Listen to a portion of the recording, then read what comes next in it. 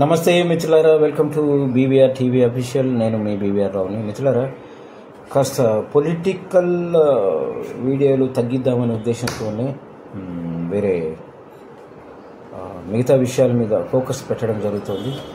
అందుకే ప్రయత్నం చేస్తున్నాను నన్ను నేను కంట్రోల్ చేసుకోవడానికి, ఈ ధూర్తులు దుర్మార్గులు వీళ్ళ బారి నుంచి తప్పించుకోవడానికి. ఎందుకంటే వాళ్ళు తిట్టే తిట్లు అవి నా వల్ల కావట్లేదు. సరే ఈరోజు వీడియోలోకి వెళ్ళిపోదాం. పట్టరాని కోపం చికాకు వచ్చినప్పుడు మాట్లాడే భాష వైఖరి మారిపోతుంది. అనాలనుకున్న 4 మాటలు అనేస్తే గానీ ఆ కోపం తగ్గిన ఫీలింగ్ రాదు. కోపం, బాధ, ఆవేదన వంటి భావోద్వేగాలను కొందరు ఆపుకోలేకపోతారు. ఏదైనా ఎక్స్ప్రెస్ చేయాల్సిందే, అది ఏదైనా. అయితే ఇలా మనసులో బాధ, కోపాన్ని వెళ్ళగక్కడమే మంచిది అంటున్నారు కొంతమంది విశ్లేషకులు, కొంతమంది నిపుణులు. ఆ టైంలో పరుషంగా లేదా బ్యాడ్ లాంగ్వేజ్లో మాట్లాడడం వంటివి చేస్తాం. ఇలా చేయడమే మంచిదంటున్నారు శాస్త్రవేత్తలు కూడా. ఇలా చేస్తే మానసిక ఆరోగ్యం మెరుగ్గా ఉంటుందని చెప్తున్నారు. ఇదేంటి బ్యాడ్ లాంగ్వేజ్ మాట్లాడమని ప్రోత్సహిస్తున్నావా నువ్వు అని నన్ను కోప్పడకండి. దానికి ఒక కారణం ఉంది. ఏంటంటే కోపం, ఒత్తిడి, ఆందోళన గురైనప్పుడు బ్యాడ్ లాంగ్వేజ్లో మాట్లాడుతూ ఉంటారు కొందరు. ఆ వ్యక్తి మీద లేదా పని మీద కోపాన్ని ఇలా పరుష పదజాల రూపంలో బయటకు వెలగక్కేస్తారు. ఇలా చేస్తే మనసులో ఉన్న బాధ, కోపం, ఒత్తిడి తగ్గిపోయి రిలీఫ్ అయిపోతారట. ఒత్తిడి లేదా ఆందోళనను వదిలించుకోవడానికి ఇది ఒక గొప్ప మార్గమని అదే శాస్త్రవేత్తలు చెప్తూ ఉన్నారు.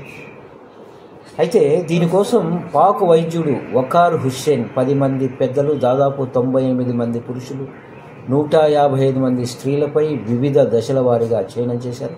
వారిలో కొందరు భావోద్వేగాలను అణుచుకొని బయటకు ఎక్స్ప్రెస్ చేయకపోవడంతో వారిలో ఆందోళన, ఒత్తిడి ఎక్కువగా ఉన్నట్టు వెల్లడైందట.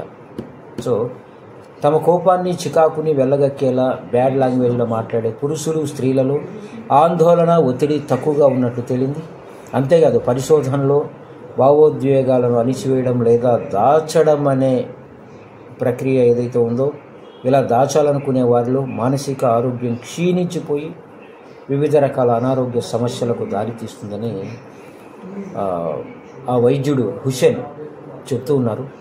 అయితే ప్రతిసారి ఇలా అగ్రెసివ్గా లేదా కోపంగా, చికాకులో మాట్లాడే కఠిన పరుష పదజాలం మన స్నేహితులు, బంధువులు, మిగతా ఇలా ఎదుటివారి మనసులను గాయపరిచేలా చేస్తాయి. ఓ రకంగా బంధాలు కూడా దూరం అవుతాయి. అందుకే మన పెద్దలు కోపంతో వచ్చే ప్రతి మాట మనిషి వినాశానికి హేతువు అని నొక్కి చెప్తుంటారు.